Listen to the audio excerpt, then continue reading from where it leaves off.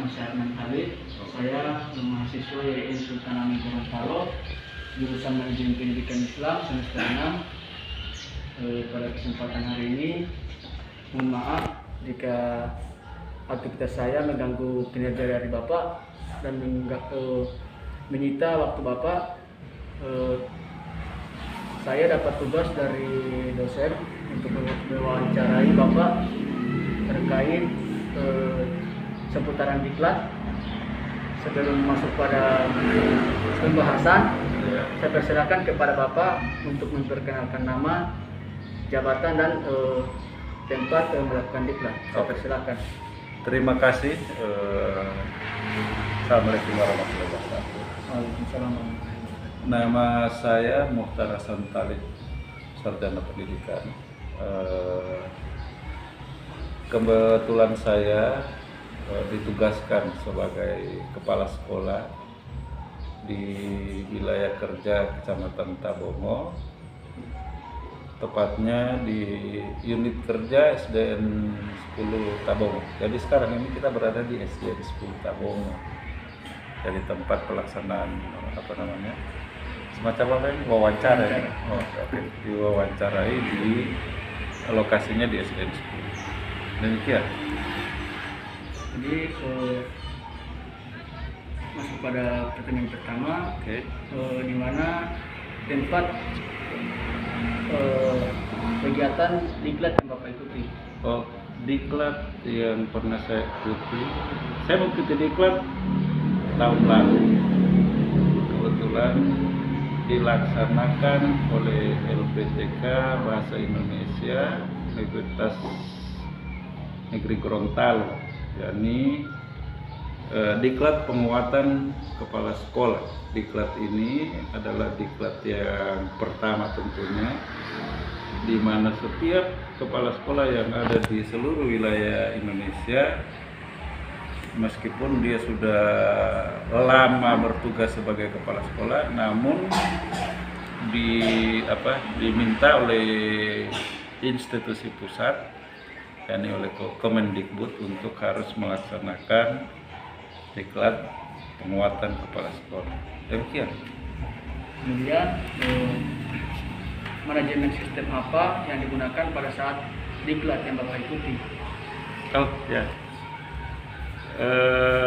Untuk diklat ini yakni dilabeli dengan diklat penguatan kepala sekolah, di mana kepala sekolah dituntut untuk harus meningkatkan kompetensi yang dimaksud ada 3, yakni kompetensi manajerial, kemudian kewirausahaan, kemudian supervisi. Tentunya untuk manajemen ini mengacu pada manajemen 3 aspek tadi, di mana kepala sekolah harus bisa memanajerial, memanage lingkungan sekolah. Yang dimaksud dengan lingkungan sekolah yakni tentang administrasi, kemudian pendidik dan tenaga kependidikan, kesiswaan, kemudian bagaimana untuk aspek kewirausahaan itu.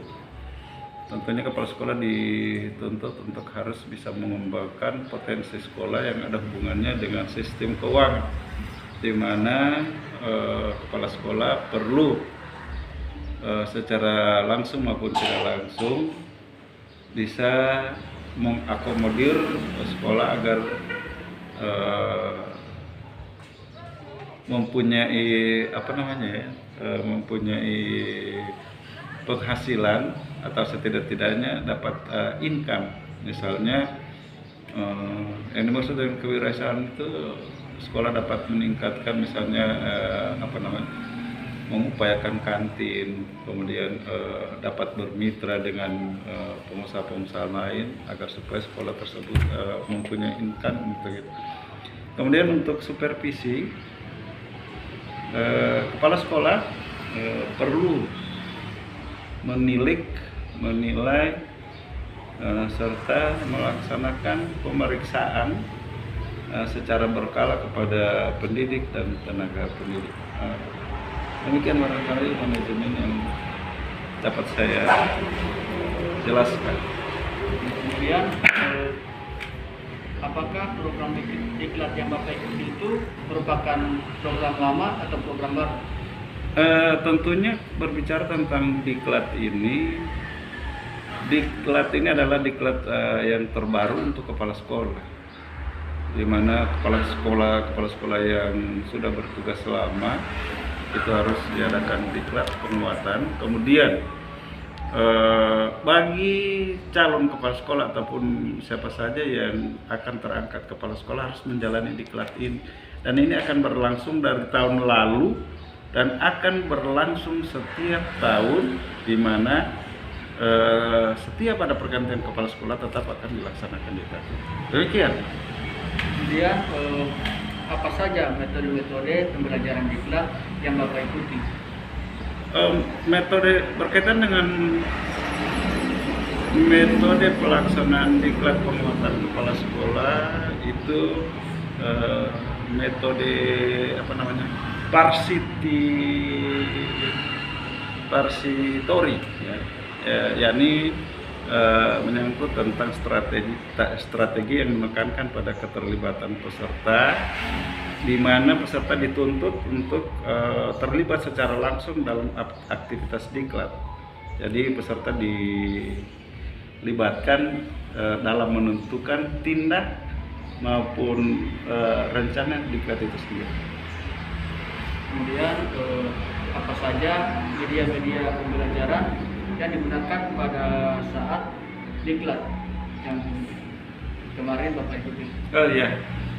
Untuk diklat yang kemarin itu lebih banyak pada IT, di mana untuk di zaman milenial sekarang seorang kepala sekolah harus dituntut bisa mengoperasikan IT, bisa membuka, bisa mengoperasikan baik dalam pekerjaan sehari-hari, mungkin presentasi. Dalam diklat tersebut lebih banyak dalam hal IT, media yang digunakan. Jadi bagaimana menurut Bapak terkait mekanisme proses penyelenggaraan diklat yang kemarin Bapak ikuti itu? Bagaimana mekanismenya? Pelaksanaan diklat itu 1 minggu lebih. Mekanismenya dibuat dalam 3 fase.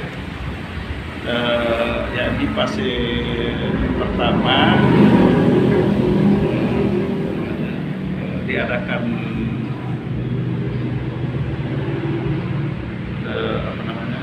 pretest, kemudian diberi pembekalan pelatihan yang harus diikuti, kemudian metode diklat apa yang akan dilaksanakan, kemudian target apa yang harus dicapai oleh peserta diklat. Kemudian pembekalan yang kedua yakni konsep yang akan diambil serta rancangan pelaksanaan diklat itu sendiri. Kemudian itu fase pertama. Fase kedua, pelaksanaan diklat itu semua peserta mengkaji tugas, fungsi, wewenang, kewajiban kepala sekolah. Nah, itu dikaji kemudian dipresentasikan. Setelah dipresentasikan, itu diadakan diskusi bersama dalam pembahasan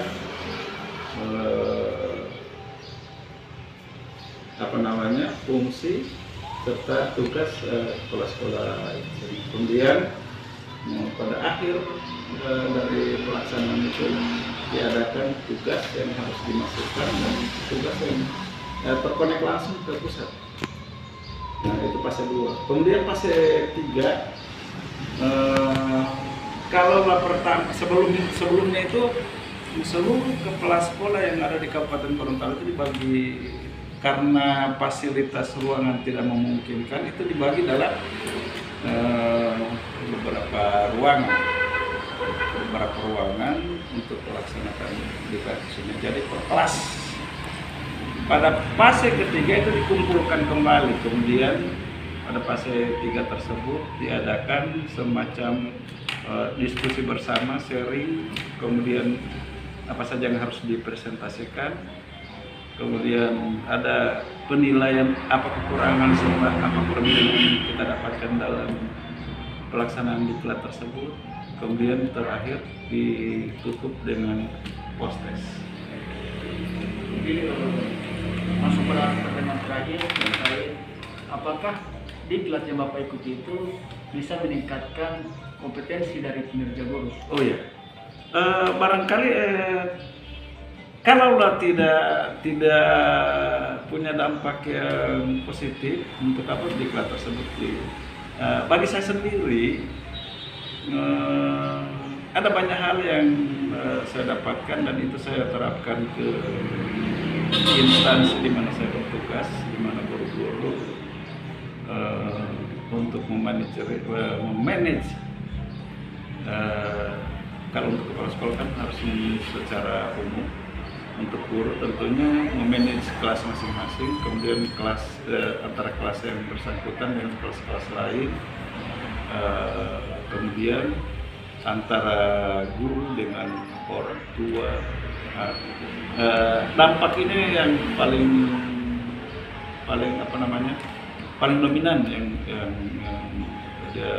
saya tekankan kepada. Kemudian hal-hal lain tentunya berkenaan dengan kinerja guru, di mana guru tersebut dituntut untuk harus mempunyai kinerja secara baik, kemudian bisa melaksanakan tanggung jawab yang diberikan pada dia sebagai seorang pendidik, bagaimana seorang pendidik bisa memajukan pendidikan, terutama kelas yang menjadi bimbingan. Kemudian dalam hal administrasi antar guru dan kepala sekolah, dengan adanya diklat ini ada nilai tambah di mana guru-guru diberikan petunjuk, diberikan masukan, kemudian guru-guru juga diajak untuk tidak harus sungkan kepada kepala sekolah, apa saja yang menjadi kekurangan guru itu diutarakan untuk dibicarakan secara bersama. Baik, terima kasih atas tambahan ilmu dan masukan, kemudian pengalaman yang Bapak berikan kepada saya. Semoga di video ini teman-teman juga bisa melihat bagaimana pentingnya melakukan diklat, karena diklat ini bisa membantu guru juga dalam bagaimana dia bisa memanage, kemudian melakukan planning dan bisa meningkatkan pendidikan seperti itu.